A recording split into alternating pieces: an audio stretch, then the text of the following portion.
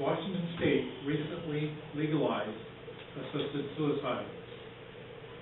Many in the medical community admit that euthanasia or passive euthanasia is already happening here and in other states. As we saw with the recent health care bill, it is likely that implementing both assisted suicide and euthanasia at the federal level will be attempted as a cost-controlling measure, especially with the aging baby boomer population. As a senator, how will you fight to cut costs and prevent the government from, well, killing people as a cost-saving measure? What solutions do you have for the state of health care in the country? On embryonic stem cell research, if you support it, how will you prevent fetal farming, human-animal hybrids, and exploitation of women through egg farming? Okay, and I know this time, Art, you just had the last word in the last question, but I'm going to give you the first word this time. I am generally opposed to embryonic stem cell research. Anything that requires you to disrupt or destroy the unborn child in order to get tissue for experimentation or industry is simply wrong. I mean, that's like taking people who were in concentration camps, as the Nazis did, and doing cruel experiments on them. That is simply wrong. And it's so wrong that we should not really even use the information derived from that, because it's so immoral and it encourages the same bad behavior in the future. We must make a distinction between that and something like cord blood samples, where after a child is delivered, if the mother chooses to allow a sample of the cord blood to be used, and some cells can be obtained for that and then used for research, that's different, that's fine, that's ethical. However, I do not believe in such things as you were mentioning, like making hybrids between animals and humans and making clones of humans and that sort of thing, because I do not consider that appropriate. It violates my views of what our humanity is, and I think we should stay well away from that. But a very important point, we have a big abortion industry that makes money off of the use of fetal tissue, and Planned Parenthood has been right at the center of that, and we need to stop that. The issue of, I assume you're coming here. Yeah. Okay. The issue of stem cell research is one in which I've always been opposed to that practice, primarily because there were several lines of research going on to derive pluripotent stem cells. Now, the purpose of gaining those cells is not to create hybrids. That's more of genetic research. Stem cell research is about being able to derive cells which will be able to grow into any type of body tissue, so it's more about body tissue repair. But science itself is already really, if you look at the current science with stem cell research, it's already moved beyond embryonic stem cells. They don't need embryos to do it any longer.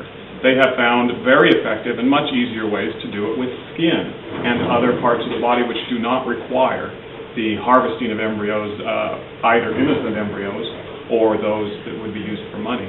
So I think science itself has solved that problem, but I was opposed to it from the beginning because I knew science could go around and there were other avenues of research being done. Those avenues have actually turned out to be more promising. So we don't need it. I do not support embryonic stem cell research, and I'm going to be very much for hybrids. Did you want to finish using your time? Or? No, I mean, I think it's a very straightforward issue. I think that the modern science now allows us to get the information we need and do what we need to do with other methods without compromising or sacrificing our values of protecting life and family. I'm not in favor of embryonic stem cell research. Pretty much, probably all in agreement on that one too. Okay, next question.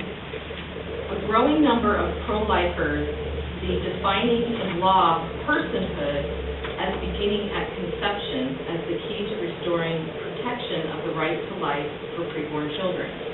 As a senator, would you introduce, co-sponsor, or vote for legislation that would declare personhood as beginning at fertilization?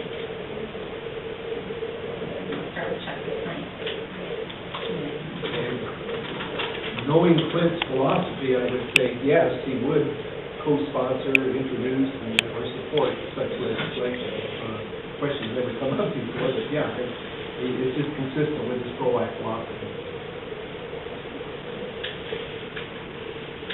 Yes, I would, but I want to emphasize that I think the real issue here is we get into all these debates that are so polarizing, where what we really need to be doing, if we're concerned about life, if we're genuinely concerned about life, we need to focus on enlightening people, winning the hearts and souls and minds of people. And this methodology is the most effective if we want to truly end abortion. When people are enlightened, they change their minds and they behave differently. And this is what I've believed all my life. I've seen it happen as the example that I gave you. And just imagine if there's 6 million abortions today in this country a year, imagine if only 6 million people stood up. And when an unplanned pregnancy came along, we took the time to calmly and rationally present an argument on why that might not be the best decision to take that life. I think we will win the debate if we do this. I think when we go into legislative session and try to pass constitutional amendments, I think it's all great. But the problem is, will it really solve the problem? Hearts and minds of people need to change. This is my emphasis. I've seen it over and over again to be successful, and this is the way I would approach it. That would be my primary approach. And let me tell you an experience I had when I was at Ross Lake on a canoe trip when I was a young man. It says right in the brochure you get about Ross Lake that squalls can come up at any time. And we experienced that while out on a canoe with me and a buddy of mine and then my father in a separate canoe. We had a storm come up that we could make no progress in. We were taking on water, my father's canoe overturned, and despite the best efforts of my friend and I to paddle toward him, we could not get to him. We knew he could swim to shore, but that wasn't our immediate concern. Our immediate concern was something different. That water was colder than 50 degrees. Hypothermia would set in very quickly if we could not get to him. We were miraculously rescued, but that's not the point of the story. The point is that there was something very important that we had to pay attention to up front. And had we paid our attention to things that were different, we might have had a different outcome. Now, I've been very open in this campaign that I am not going back to Washington, D.C. to fight social battles. We are about to go bankrupt as a nation, and we need to